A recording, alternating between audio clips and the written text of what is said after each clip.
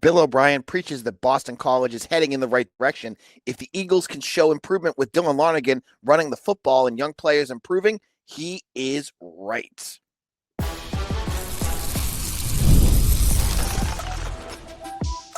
You are Locked On Boston College, your daily podcast on the Boston College Eagles. Part of the Locked On Podcast Network, your team every day. Hello, everyone, and welcome. This is Locked On Boston College, your team every day. I'm your host, AJ Black of Eagle Insider, part of the 247 Network. Thank you all for joining us today. Locked On Boston College is a free daily Boston College podcast produced by me, who has covered Boston College for over 10 years. If you're looking for news, analysis, and details on your Eagles, you are in the right spot. Thank you so much for joining us today. On today's show, we're going to talk about the basketball exhibition game. What do we see from Earl Grant's group? What would define improvement for the BC football team for the rest of the season, even if they're at 1-5? And how can Boston College beat UConn? I have thoughts on all of those on today's show. So let's kick this off. On Tuesday, Bill O'Brien spoke with the media, and for the first time in a while, he seemed energized. He was full of energy out there and really passionate about the future of this football team. And I want to read you a quote that I think really kind of epitomizes what he's thinking right. In terms of being worried about the program, he said, "It takes a long time to develop a program. I don't know if you guys know that, but it takes a long time. It doesn't happen in 2 years. The sky is falling to everyone outside of the program, but not to anyone inside the program." So he's feeling confident that this program is going in the right direction. I told you some of the worries I've had, but let's talk about where things are at. And let's start it off by talking about the improvement for the rest of the season. If he's saying that he's not worried and that things are going in the right direction, what are some things that we should be looking for?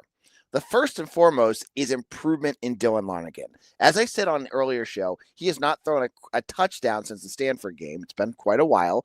And, he has his good moments. He has his tough moments.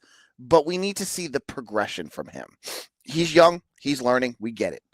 But as Mitch Wolf has said with us before, and he's shown on his game film, defenses have figured out how to confuse Dylan Lonergan. They have shown, if you do this, this, and this, you can confuse him. A lot of that is changing up your coverage, not blitzing him as much. And when you drop back extra defenders, it's been really hard for Lonergan to find those open spots. So that's going to be a big thing for him.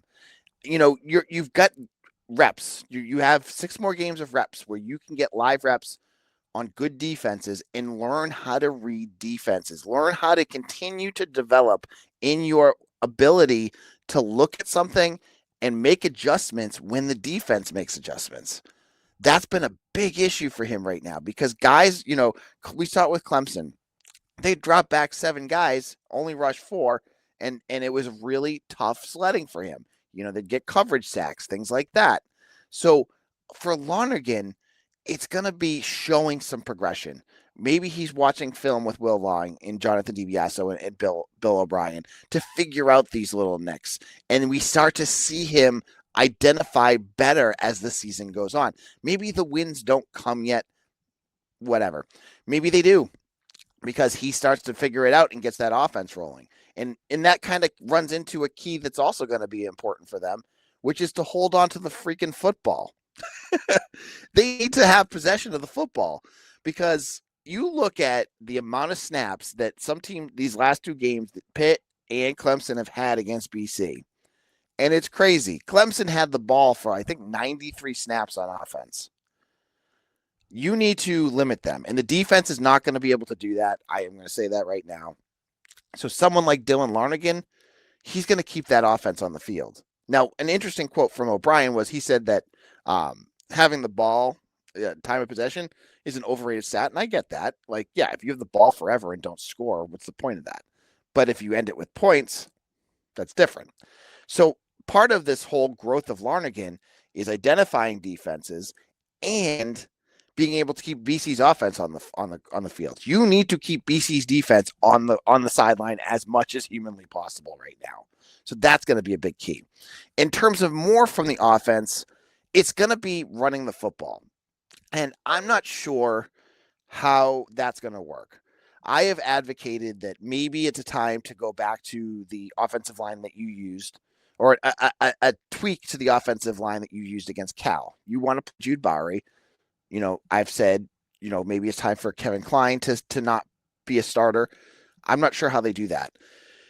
But you have been able to run the ball somewhat.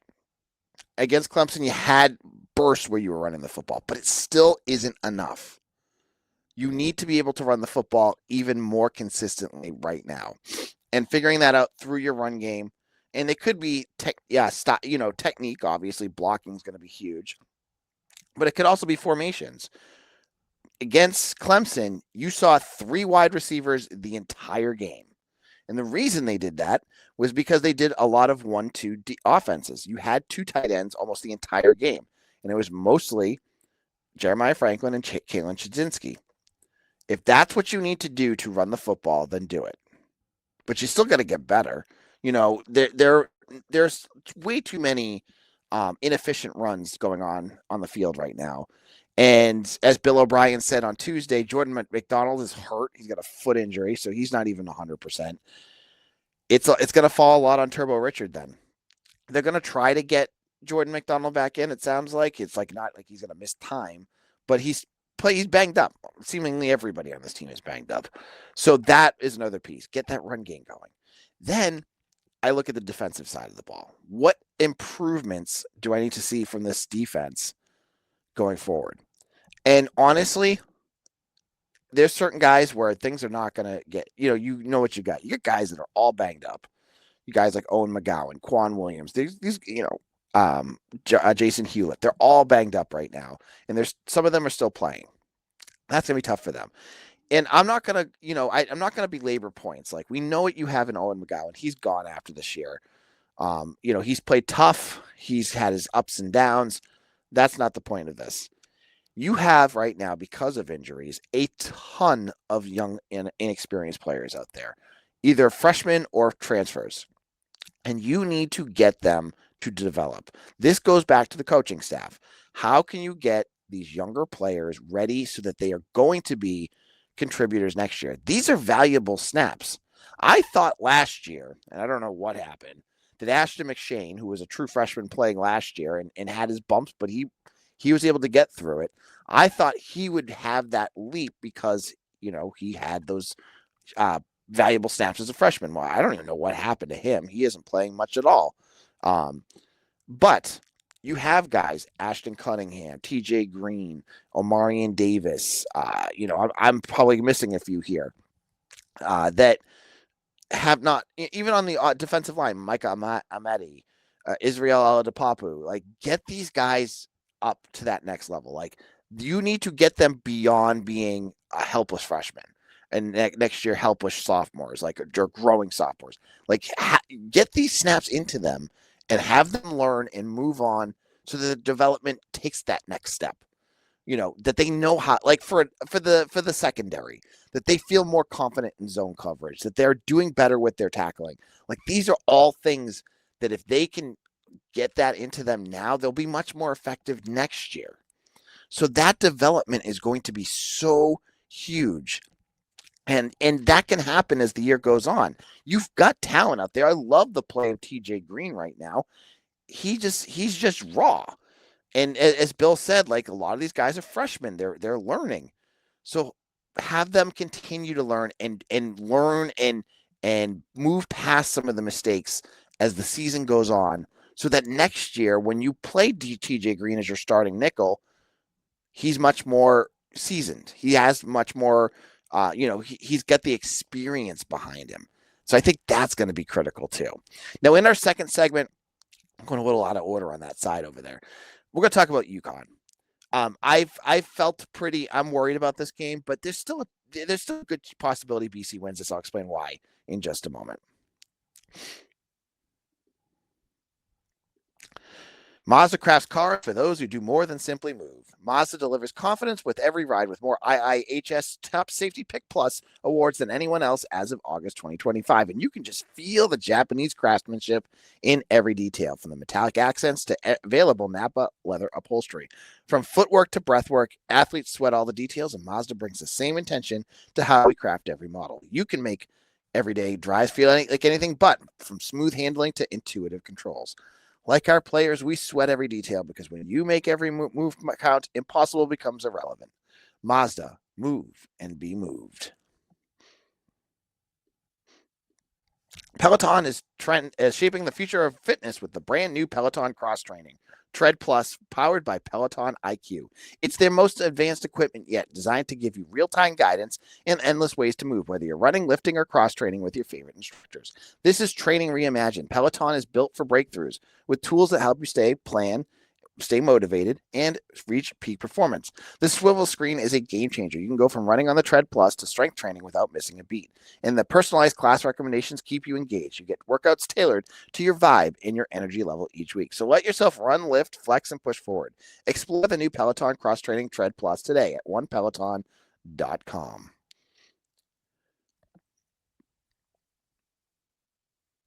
Locked On Boston College, AJ Black of Eagle Insider here. Thank you all for joining us, and for all of you who have made Locked On Boston College your first listen every day.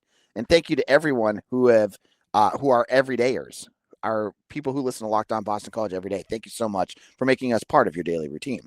Now, the UConn game, I am still skeptical about, because I just feel like the way BC's playing, that UConn's going to be coming in really guns blazing. This is going to be their Super Bowl. It usually is whenever they play BC, and I've already been hurt. We've already been hurt by UConn in the past. That I'm just worried about this weekend. I just am.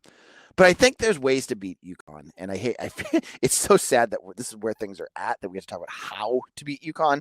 But again, O'Brien on Tuesday was adamant that UConn should never be treated as an automatic win. Which, great. Use this as motivation for your team. Like, kick them in the butt and make sure that they don't sleepwalk against the Huskies, because that's the last thing you need to happen.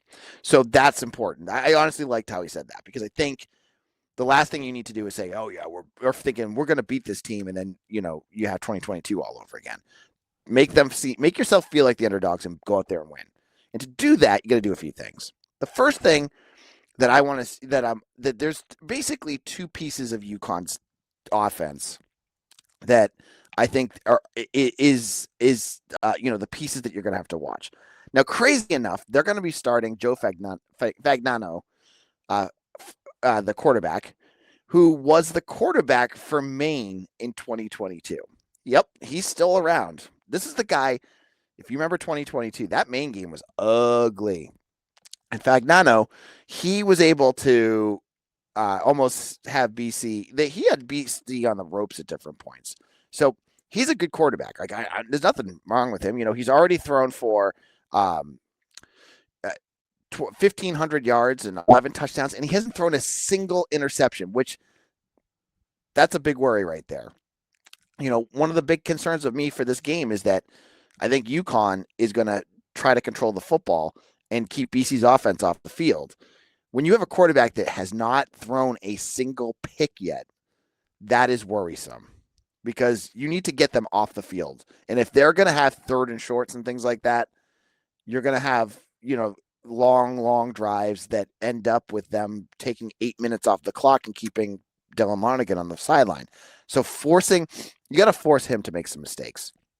And honestly, interceptions would be great. And, we saw a couple of them at the end of the Clemson game, as they talk about young players making jumps. You saw Price and Tucker also make some plays as well. You also need to force incompletions. Like, you can't give Fagnano a third and short, because there's two weapons that they have on offense that are names you're going to have to watch for. Dylan Edwards, Cam Edwards, excuse me, their running back, who's averaging over 6 yards per run. He's run for 600 yards already this season, has 7 touchdowns, and has a 73-yard run. He's run for over 2,000 yards during his time at UConn. Just a solid running back. But the thing with BC is they really other than a few explosives here and there, they haven't been terrible against the run. And I think against a team like UConn, if they can get things going, this would be a perfect get right spot for them because their run defense can stop runs. It's been the past, it's been an issue. So you need a few splash plays against the run. And for a splash play, that's stuff. That's a run stuff. And they've done that. They can do that. I think that's something that we could see. But the bigger issue, and the one that I worry about, well, we talk about Fagnano, he has a very good weapon in the second, as a wide receiver, and that's Skylar Bell. Skylar Bell is a 6 foot tall wide receiver who has close to 600 yards. He's got 48 receptions and 6 touchdowns. This is by far the most talented player that UConn has, and worries me to death. I've got to be blunt with you, because we've seen what good wide receivers can do against BC, and it's UConn, but he's still good. He's a good wide receiver. So you're going to have somebody out there, whether it's Isaiah Ferris or Carter Davis, who's playing more corner now, or, Max Tucker. Somebody's going to have to stop him. Someone's going to have to make some plays there. And that's going to be a key to this game. That offense they're going to be able to move the football. When you're looking at what UConn has done this year, they are not the worst team. They're 4-2. There's nothing wrong with what they've done. They've averaged 37 points per game. They had Syracuse on the ropes. But they also have not really played anybody yet other than Syracuse. I mean, hey, Syracuse is Syracuse. But other than that, like, the rest of their schedule has been kind of, meh. But I don't have it. Jim Moore is a heck of a coach. I'm going to say that right now. I think he's a very, very good coach. And this team, they're going to come in with energy. So the last thing I think BC needs to do is they got to strike first. They need to control the narrative of this game. Seemingly every game I've watched until last week, BC has lost the coin toss every single week. And every single week, the other team defers and BC starts the game off and usually goes like, either a first down or two and then punts the ball. This one, I want to see BC get the ball and I want to see them score. I honestly don't want to see them defer. I want them to get the ball and I want them to score. Because I think what's going to be super important about this game is that you control the scoring and you can control the clock. So they need to establish themselves right away. Like, whether, I'm assuming it's going to be Dylan Lonergan. O'Brien didn't say specifically he's starting, but it kind of sounded like it. If he's starting, have him, him, Turbo Richard, Lewis Bond, if you can get Reed Harris back into it, march down the field, score a touchdown. That 7 points would be huge, because then if you can make a stop on UConn, the pressure is on them. You have to have the first strike, though. I worry, it seems silly, but I worry that if you fall behind in this game, if it's per se, UConn gets the ball first, they go on an 8-minute drive, score a touchdown, you go 3 and out, and then the wheels fall off again. BC has to really control where things are going with this game. And, preferentially it would be getting the ball first and jamming it down their throat. But if they can make a stop too, that would be an even bigger deal, because how many stops have we seen BC make? It's few and far between. If they can get a punt, that would be even bigger. But I'm going with the odds here. The better odds are the offense scoring a touchdown, so go that route. But whatever the case may be, this is where BC's at right now. You're playing UConn, and it's a team you've beaten all but once in your history, and you're basically the underdog in this game. Usually, if you look at FanDuel, a 3-point spread usually means it's just the home field advantage. BC is a 2.5-point favorite, meaning that they think that UConn's more talented. It's just that home field advantage that's a little bit off. So this is O'Brien's chance to show that this team still has life, like he said, that this team has still got a lot of pride, like he said, and that inside the offices at Yawkey, that these guys are really pushing in the right direction. So this is the perfect opportunity to shut up the haters. Shut me up. Go for it. Go out there and show what you can do. And as I said, have Dylan Lonergan have a good game. And if you go in another direction, have whoever's the quarterback going. Yeah, he keeps talking about change. I'm not sure. He didn't say for that, but maybe there are things that he's thinking about. I don't know. But this is a chance for this to be a get-right game. In a moment, we're going to wrap things up by talking about the exhibition game. BC and UConn played on Monday. I have some thoughts on that. We'll get into that in just a moment.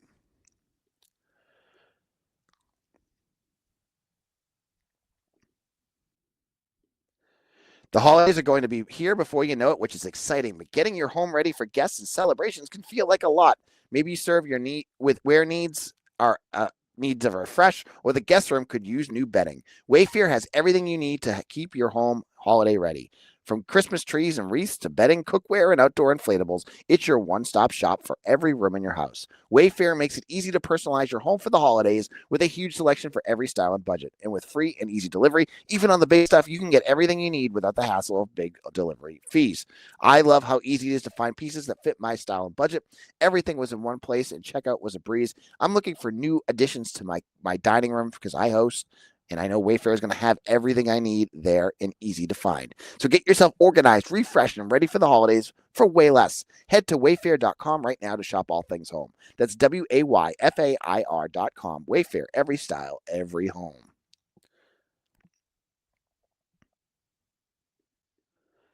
When the opening whistle blows on a new repair, get your crew moving forward with Supply House. Order today and see parts on your doorstep tomorrow. Over 280,000 plumbing, HVAC, and electrical items from the most trusted brands in the business. Their real-time inventory and honest lead times keep you from punting projects, while their industry-leading customer service always has your blind side covered. Need parts fast for a project? Supply House has next-day delivery. Talk about a game changer. And the Part Finder tools and 3D schematics can save you hours on jobs when every detail matters. Join the free TradeMaster program today and score serious perks like priority shipping, lower prices, and a dedicated support line.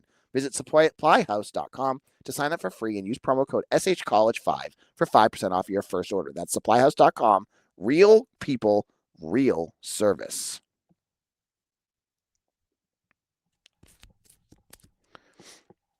This is Locked On Boston College. I am your host, AJ Black of Eagle Insider, and thank you all who have made Locked On Boston College your first listen every day. And if you're looking for a second listen, check out Locked On ACC. They've had some tough words on BC, but hey, when you're playing 1-5, your record is what your record is.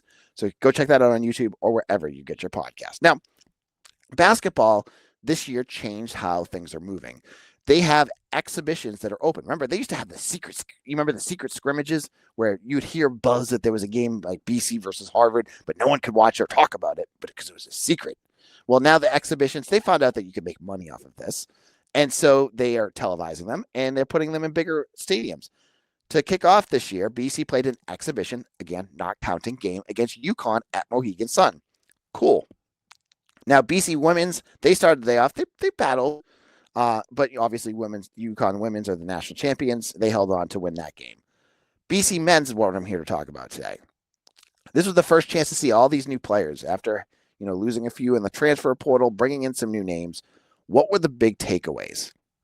And here's what I saw and what I noticed. First of all, Donald Hand is the man. He had 27 points in this game. Really, the offense moved through him. And he was everything that you need. He's going to be your scorer. He's going to be the guy that's going to have to give you all the points as the season goes on. Because I didn't see a whole lot of other scorers on that roster right now, other than maybe like Fred Payne. But 27 points. He's also got a weird hitch in his free throw shooting that they're going to have to work on. Remember, the season doesn't start for 3 weeks. That was really weird to watch that because he was I think he shot 80% from free throw range last year. And now he's got this weird hitch and hit like 70%. But, the new names, I think, are what everyone wanted to talk about.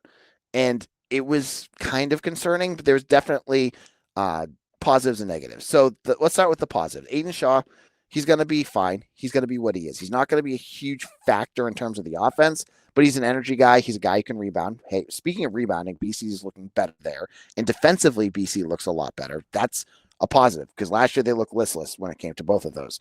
They improved dramatically, it looks like, in both of those areas. Aiden Shaw will be a big piece of that. Bowden Kapke had his moments. I think he's gonna be a fan favorite at times. Once he gets himself going, he seems like a good energy guy in terms of like getting a few like down low buckets and things like that. I thought that was okay. Concerning, Chase Forte really struggled. He did not look like he. It looked like he's still got a ways to go. And Jason Asamoto was completely invisible. Like didn't play much at all. Which was like you brought this 5-star in that you hoped could be kind of a spark, and he didn't seem like he was much of in the game plan at all. So that was a worry as well. I thought he would be bigger. Jaden Hastings was fine. The young guys, it still feels like they need time. Caleb Steger, Akbar Wahid, and Jack Bailey. They're going to probably have to play when injuries start to happen, and those will happen. But right now in early October, they just still seem like freshmen. So against a UConn team that's pretty good. The biggest concern for me, and the one that is going to drive fans crazy, is the offensive sets. They played a full game of basketball, and BC had 2 assists the entire game. 2. They had 20 turnovers and 2 assists. How does that happen? Happens when your offensive scheme is not very solid, and that's what I worry about with this team, is that we're going to be going into the season with a lot of ISO basketball from Donald Hand and probably Fred Payne, and that's going to be your offense. It's going to be a lot of handoffs and having them drive the hoop. That's not going to beat good teams. You're going to lose against bad teams too doing that. So I'm worried about the offense. Again, I preface all of this with they have 3 more weeks of practice left. And I think they do still have a secret scrimmage. I forget who it was against. I don't remember seeing it. But there's still 3 weeks left. But the team looked exactly like I expected them to look. I see them taking a small step forward this year, but is it going to be enough to make them relevant? No, I don't see that. Unless something big changes over the next 3 weeks. So that's going to be something we'll be watching for.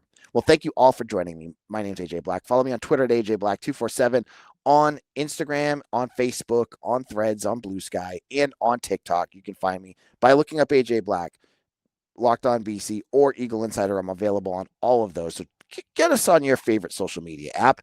We'll be back tomorrow. I have to say, I mentioned that we would be doing a crossover with Locked On Huskies. Locked On Huskies doesn't exist anymore, unfortunately. They're in the process of hiring a new host. So, unfortunately, I will not be doing that. I will look to see if I can find a UConn guest. I have not had any luck yet. So, we'll be continuing to talk about this upcoming game and thoughts about that. It's been a busy week. And I'll see you all again tomorrow for another episode of Locked On Boston College, your team every day.